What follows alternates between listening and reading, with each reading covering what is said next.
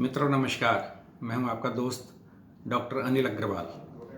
आपने कई बार देखा होगा कुछ लोग खखारते रहते हैं, मतलब वो ऐसे करते रहते हैं।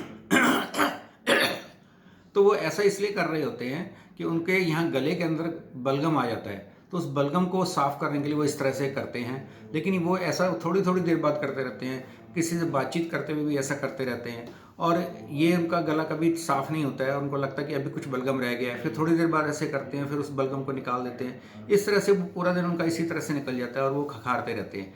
तो आखिर इस खखारने के पीछे वजह क्या होती है?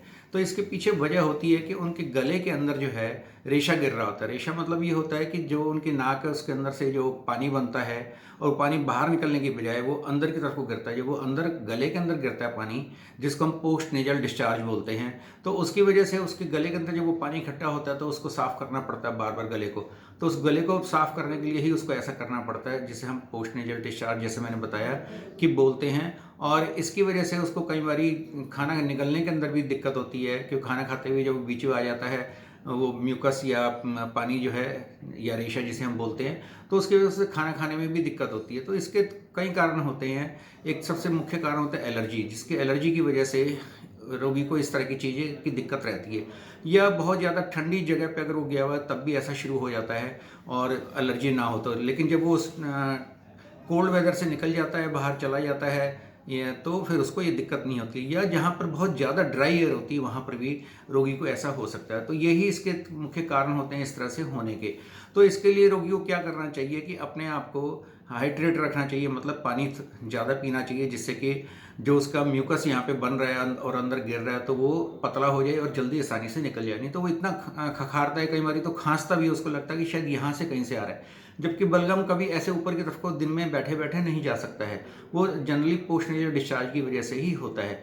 और दूसरा होता है कि जब वो अगर ऐसी ठंडी जगह पे है तो फिर वो थोड़े से गर्म कपड़े पहन के रखे, जिससे कि उसको ठंड ज़्यादा ना महसूस हो। और अपना एटमॉस्फेयर के अंदर अगर वो ड्राई एयर की वजह से ऐसा हो रहा है तो जहाँ वो बैठा हुआ तो उस जगह को थोड़ा सा मॉइस्चराइज करने के लिए क्या करे, एक छोटा सा फाउंटेन लगा ले जिसके अंदर पानी निकल रहा है और पानी फिर उसमें गिर रहा है। उस फाउंटेन की वजह से उसके कमरे के अंदर जो है ड्राई एयर कम हो जाएगी और उसको ये दिक्कत कम होगी। लेकिन फिर भी कई बार ऐसा होता है कि इन सब को करने के बाद भी आवश्यकता लगती है कि शायद अभी दवाइयों की ज़रूरत होगी। तो उसके लिए क्या करना चाहिए कि उसको जिस तरह मैंने ये तो बताया, तो एक जल नीति भी इसके लिए बहुत अच्छा उपाय है, जो कि योगा वाले सिखाते हैं और जो आकर आप वहाँ सीख सकते हैं उनसे। और ऐसा करने से उनकी नाक साफ रहेगी और फिर उनको ऐसे की दिक्कत ख़त्म हो जाएगी। और या फिर कुछ डिकंजेस्टेंट दवाई का भी प्रयोग कर सकते हैं, उसकी वजह से भी ये ठीक हो जाता है। या नेजल स्प्रे जो सलाइन वाटर के आते हैं वो करने हैं, दवाई वाला नहीं मैं बता रहा हूँ, लेकिन सलाइन वाटर का भी जो स्प्रे आते हैं उसकी वजह से उसको करके भी इसको ठीक किया जा सकता है। नहीं तो अंत के अंदर तो मैं आपको बताता हूँ कि होम्योपैथी के अंदर इसके लिए बहुत ही अच्छी दवाइयाँ हैं जिनका प्रयोग करके आप इसको ठीक कर सकते हैं। अगर ये साधारणतः ऐसे ही रहता है तो इसके लिए एक बहुत ही अच्छी दवाई है फेरमफॉस।